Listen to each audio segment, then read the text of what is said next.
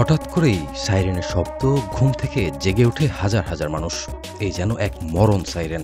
মুহূর্তেই দিক বেদিক ছোটাছুটি, প্রাণ বাঁচানোর চেষ্টায় মরিয়া সবাই।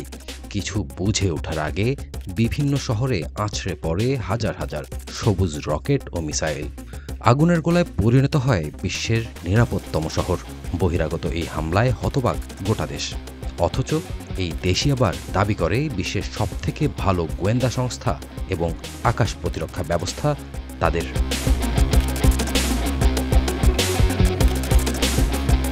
এমন বিপর্যয়ের পরই প্রশ্ন ওঠে, আসলেই বিশ্বের শীর্ষ গোয়েন্দা সংস্থার কাছে কি এমন হামলার কোনো তথ্যই ছিল না?